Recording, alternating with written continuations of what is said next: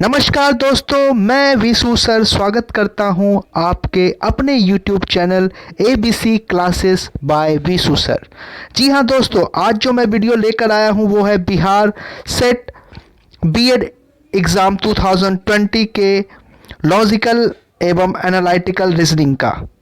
तो वीडियो को अंत तक देखेंगे और चैनल को सब्सक्राइब करेंगे। नमस्कार दोस्तों, कैसे हैं आप सब। आशा करता हूं आप सब कुशल मंगल होंगे और अपने घरों में पढ़ाई कर रहे होंगे और हमारे वीडियो को देख रहे होंगे। तो आज मैं आपको बताऊंगा common eligibility test BEd examination 2020 जो कि 22 सितंबर को हुआ था।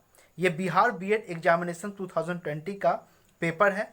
Question booklet series number B है। मैं आज आपको बताऊंगा रीजनिंग के 25 क्वेश्चंस, वो भी सॉल्यूशंस के साथ। तो वीडियो को अंत तक देखेंगे और अगर आपने हमारे चैनल पर पहली बार विजिट किया है तो आप हमारे चैनल को सब्सक्राइब कर लें ताकि ऐसे तमाम अपडेट्स जो कि आपके लिए यूज़फुल हो सबसे पहले आप तक पहुंचेंगे। तो हम लोग चलते हैं, रीजनिंग के 25 क्वेश्चंस को सॉल्व करते हैं। ठीक है, तो रीजनिंग के क्वेश्चंस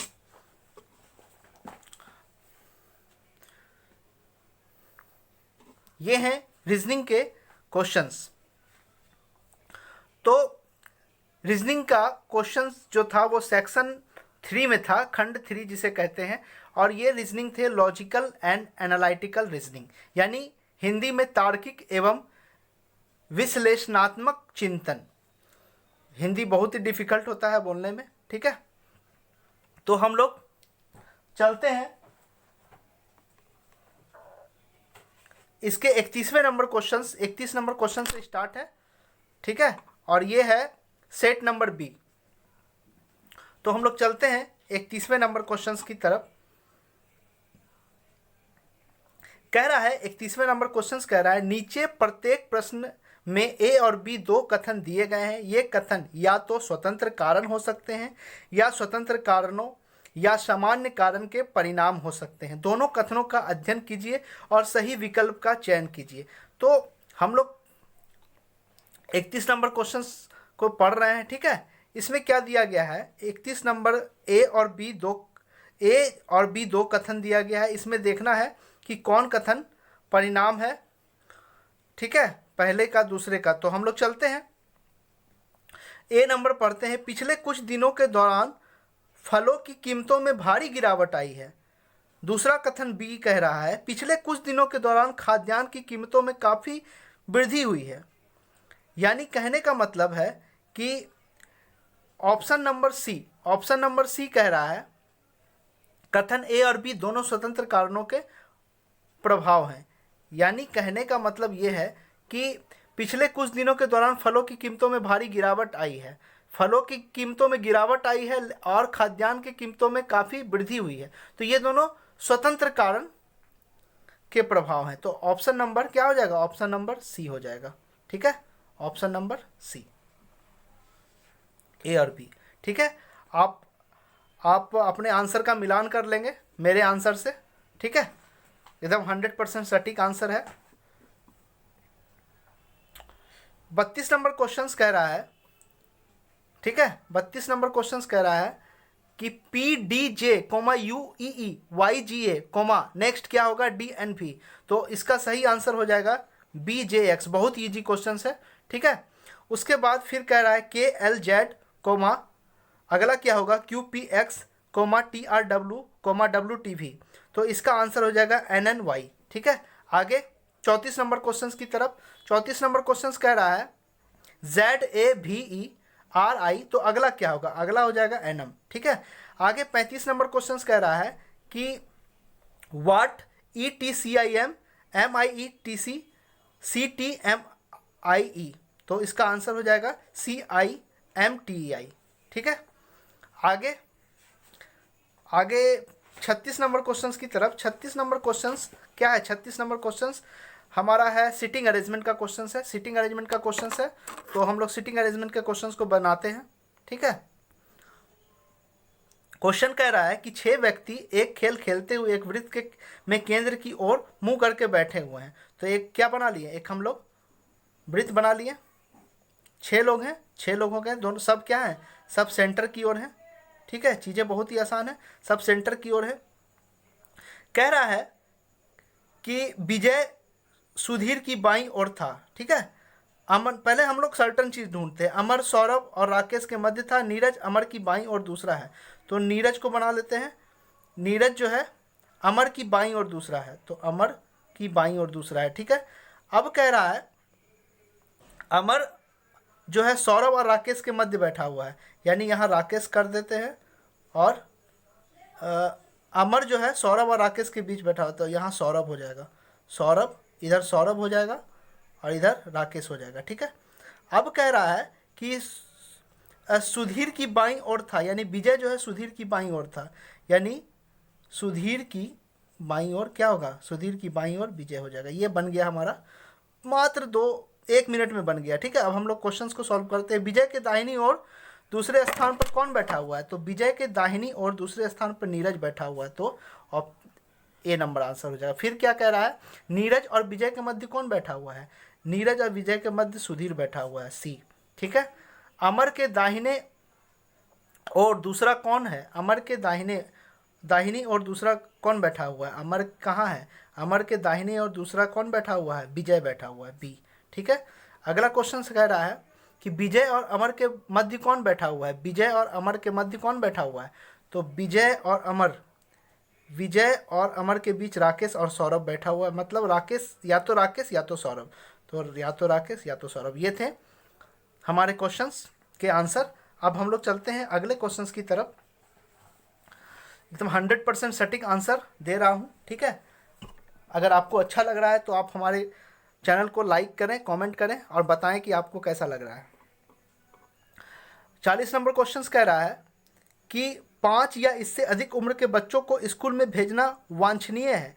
वांछनीय यानी डिज़ायरेबल है। ठीक है, तो इस उम्र में बच्चे उपयुक्त विकास के स्तर को प्राप्त कर लेते हैं और सीखने के लिए तैयार होते हैं। ठीक है, स्कूल, तो फिर बी कह रहा है स्कूल 6 वर्ष की उम्र के बाद बच्चों को स्कूल में प्रवेश नहीं देता है। यानी कि कथन एक जो है वो अंतर्निहित है। कहने का मतलब ये है कि इस उम्र के बच्चे उपयुक्त विकास के स्तर को प्राप्त कर लेते हैं और सीखने के लिए तैयार होते हैं, यानी हमारा आंसर हो जाएगा केवल एक।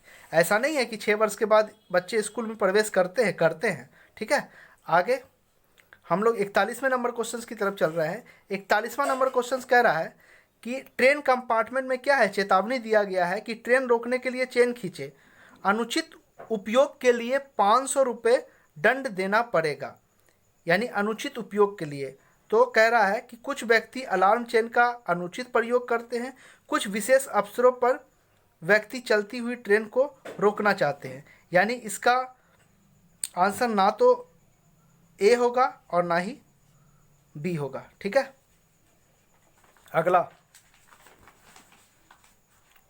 अगला कह रहा है कि 42 नंबर कह रहा है कि स्कूल यूनिफॉर्म गरीब माता पिता पर बोझ है।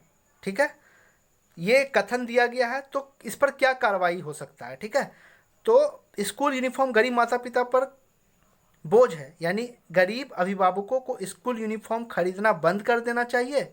ये कार्रवाई नहीं कर सकते। कार्रवाई क्या कर सकते हैं कि स्कूल यूनिफॉर्म पर स्कूल माली सहायता दे सकता है। ये हाँ, ये हो सकता है, स्कूल यूनिफॉर्म पर स्कूल क्या कर सकता है, सब्सिडी दे सकता है। तो हमारा क्या होगा, केवल 2 अनुसरण करता है। ठीक है, आंसर बी हो जाएगा। ठीक है, अब हम लोग चलते हैं अगले क्वेश्चंस की तरफ। अगला क्वेश्चंस कह रहा है कि ग्रामीण क्षेत्रों में स्कूल छोड़ने की दर बहुत अधिक है क्योंकि बच्चे आय अर्जित करने की गतिविधि में अपने माता पिता का सहयोग करते हैं। ये कथन दिया गया, तो हमें क्या कार्रवाई करना चाहिए। कार्रवाई करना चाहिए कि माता पिता को शिक्षित करने के लिए प्राथमिक शिक्षा पर जन जागरूक कार्यक्रम का शीघ्र विस्तार करना चाहिए। जी हाँ, अगर माता पिता पढ़ाई के महत्व को नहीं समझ रहे हैं तो बच्चे लोगों को कहाँ भेजेंगे। बच्चे लोगों को कहेंगे कि हम मेरे बिजनेस में हाथ बटाओ। ठीक है, लेकिन ऐसा नहीं होना चाहिए। कार्रवाई क्या करना चाहिए कि माता पिता को शिक्षित करने के लिए प्राथमिक शिक्षा पर जन जागरूक कार्यक्रम का शीघ्र विस्तार किया जाना चाहिए। तो ये ए आंसर हो जाएगा, ठीक है, यदि केवल कार्रवाई एक अनुसरण करती है, ठीक है। आगे का क्वेश्चन है कि निम्नलिखित सूचनाओं का अध्ययन कर दिए गए प्रश्नों का उत्तर दीजिए, ठीक है। कह रहा है कि एक प्रतियोगिता में 5 व्यक्ति A B C D E प्रतिभागी हैं, ठीक है। एक खेल का मास्टर, एक अद्यतन घटनाओं का मास्टर, एक कला और संस्कृति का मास्टर, ठीक है। ए और डी अविवाहित महिलाएं हैं, उनकी पकड़ किसी भी विषय में नहीं है। ई विवाहित जोड़े का पति है, बी सी का भाई है, और ना तो अद्यतन घटनाओं का मास्टर है और ना ही कला और संस्कृति का। कोई भी महिला अद्यतन घटनाओं और कलाओं और संस्कृति पर पकड़ नहीं रखती। एक चीज़ यहाँ पे एफ में कुछ मिस्टेक है, ठीक है। एफ में क्या है, एफ में इंग्लिश वाला चीज़ आप पढ़ेंगे, ठीक है। यहाँ कह रहा है none of the ladies has command over current event and sports, लेकिन यहाँ क्या लिखा गया है, यहाँ पर कला संस्कृति भी कर दे, अद्यतन घटना, यानी यहाँ पे स्पोर्ट्स का जिक्र नहीं है। यानी आप अगर हिंदी में लेके चलेंगे तो ये नहीं बनेगा, इंग्लिश एफ का कंडीशन इंग्लिश में लेके चलेंगे तो बनेगा, ठीक है। तो मैंने बनाया है तो अद्यतन घटनाओं का मास्टर उस अकॉर्डिंग मैं आपको बता दे रहा हूँ। अद्यतन घटनाओं का मास्टर कौन सा है, ई होगा, ठीक है, यानी ऑप्शन नंबर ए। खेल का मास्टर कौन है, खेल का मास्टर है बी, ठीक है। उसके बाद की कला और संस्कृति का मास्टर कौन है, तो कला और संस्कृति का मास्टर है सी, ठीक है। फिर उसके बाद एक क्वेश्चन है कि ई की पत्नी कौन है, ई की पत्नी होगा सी, ठीक है। ये मेरा बनाया हुआ है, ठीक है, आप आंसर मिला लेंगे, 100% सही है। अगला 48 नंबर क्वेश्चन कह रहा है कि बेरी बेरी एक विषाणु जनित संक्रमण है, ठीक है। अभिकथन है, क्वेश्चंस में कह रहा है, क्वेश्चंस पहले पढ़ लेते हैं। दिए गए अभिकथनों ए और कारणों आर के सही विकल्प चुनें, यानी ए क्या है, कथन है, और बी उसका कारण है। अगर बी उसका कारण होगा तो आंसर देंगे, ठीक है। कह रहा है बेरी बेरी एक विषाणु जनित संक्रमण है, विषाणु जनित नहीं है, यह विटामिन की कमी से होता है, ठीक है। तो पहला तो गलत ही है। कह रहा है विटामिन की कमी से बीमारियां होती है, एकदम सही है, यानी ऑप्शन आर सही है, ए गलत है और आर सही है, ठीक है, यानी ऑप्शन नंबर डी हो जाएगा, ठीक है। ऑप्शन नंबर डी हो जाएगा, ए गलत है और आर सही है, ठीक है। हम लोग चलते हैं 49 नंबर क्वेश्चन की तरफ। कह रहा है नर्मदा नदी पश्चिम की ओर बहने वाली नदी है, ठीक है। नर्मदा नदी पश्चिम की ओर बहने वाली नदी। नर्मदा नदी क्या है, पश्चिम में बहती है।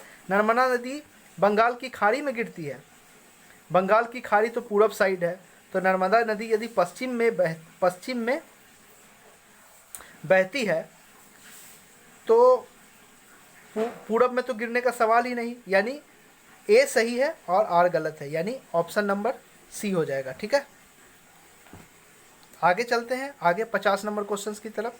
50 नंबर क्वेश्चन कह रहा है कि नीचे दिए गए प्रत्येक प्रश्न में एक कथन और 2 निष्कर्ष एक और 2 है। कथन एवं तर्कों पर विचार कर यह निर्णय ले कि कौन सा निष्कर्ष कथन से निगमित होगा, ठीक है।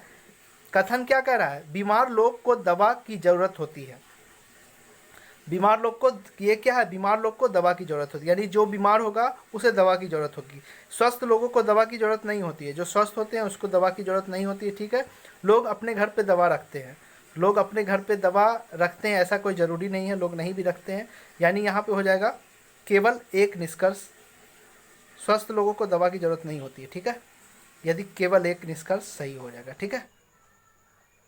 आगे कह रहा है हमारे राष्ट्र की बढ़ती जनसंख्या से कोई आवश्यक संसाधनों का ह्रास होगा, यानी हमारे देश में अगर जनसंख्या बढ़ेगी तो संसाधन का क्या होगा, कमी हो जाएगा। तो ये कथन दिया गया है, तो उसका निष्कर्ष क्या निकलेगा, हमारे राष्ट्र की जनसंख्या को नियंत्रित किया जा सकता है, राष्ट्र अपने नागरिकों को एक उचित जीवन प्रदान करने में सक्षम नहीं होगा, यानी यहाँ पे हो जाएगा ऑप्शन नंबर बी, केवल 2 निष्कर्ष निकलता है, ठीक है। यानी कहने का मतलब जब संसाधन का कमी हो जाएगा तो राष्ट्र अपने नागरिकों को एक उचित जीवन प्रदान करने में सक्षम नहीं हो पाएगा। ठीक है, इसका आंसर हो जाएगा बी। 100% सही आंसर है। अगला क्वेश्चन कह रहा है कि नई दिल्ली रेलवे स्टेशन से प्रत्येक 2.5 घंटे बाद पटना के लिए एक ट्रेन छूटती है। नई दिल्ली स्टेशन पर एक उद्घोषणा होती है कि पटना के लिए 40 मिनट पूर्व एक ट्रेन छूटी थी और अगली ट्रेन 6 बजे शाम को छूटेगी। यह उद्घोषणा कितने बजे की गई थी? तो यह उद्घोषणा 4:10 शाम को 4:10 में की गई थी। ठीक है, ये आंसर सटीक है, आप जोड़ के देख लीजिएगा। ठीक है, बहुत इजी क्वेश्चन था। अब कह रहा है कि 60 विद्यार्थियों की एक कक्षा में लड़कों की संख्या लड़कियों की संख्या से दुगनी है। रीना का क्रमांक प्रारंभ में 17वां है। यदि उसके आगे 9 लड़के हैं तो उसके बाद कितनी लड़कियां आएंगी? तो आंसर हो जाएगा 12। ठीक है, बहुत इजी क्वेश्चन है। तो अब आगे की क्वेश्चंस को हम लोग देखते हैं। क्वेश्चंस बहुत इजी है, सालोलिज्म का क्वेश्चंस है। ठीक है, अगर आप भी सालोलिज्म पढ़ना चाहते हैं तो आप हमारे सालोलिज्म के क्लास को करें, और मैं सालोलिज्म के क्लास का डिस्क्रिप्शन बॉक्स में दे दूंगा लिंक, आप वहां जाके सालोलिज्म का क्लास कर सकते हैं। कह रहा है नीचे दिए गए प्रश्नों में 2 कथन हैं, 2 निष्कर्ष एक और 2 है। दिए गए कथनों को सत्य मानते हुए चाहे वो सामान्य तथ्यों से अलग ही क्यों ना हो, यह निर्णय लीजिए कि दिए गए निष्कर्षों में से कौन सा निष्कर्ष दिए गए कथनों के आधार पर तर्क संगत रूप से निकलता है। यानी क्वेश्चंस कह रहा है 54 नंबर कि सभी चूहे बिल्ली है, तो सभी चूहे बना दे रहे हैं, सभी चूहे क्या है? सभी चूहे बिल्ली है। ठीक है, सभी चूहे बिल्ली है। सभी बिल्लियां क्या है? सभी बिल्लियां क्या है? सभी बिल्लियां कुत्ते हैं। ठीक है, तो सभी बिल्लियां कुत्ते हैं, तो हमको देखना है कि कौन सा निष्कर्ष सही है। कुछ कुत्ते चूहे हैं, कुछ कुत्ते चूहे हैं। हाँ, कुत्ता का कुछ भाग जो है चूहा में है, तो ये सही होगा। दूसरा कह रहा है कि कुछ कुत्ते बिल्लियां हैं, तो कुछ कुत्ते बिल्लियां हैं, ये भी सही है। ठीक है, यानी दोनों सही है, यानी कथन क्या निष्कर्ष क्या हो जाएगा? दोनों सही है, यानी ए और 2 दोनों तर्क संगत है। ठीक है, अगला क्वेश्चन कह रहा है कि सभी मुर्गियां चिड़ियां हैं। सभी मुर्गियां क्या है? सभी मुर्गियां क्या है? चिड़ियां हैं। बहुत इजी क्वेश्चन है, चिड़ियां हैं। कुछ बकरियां मुर्गियां हैं, कुछ बकरियां।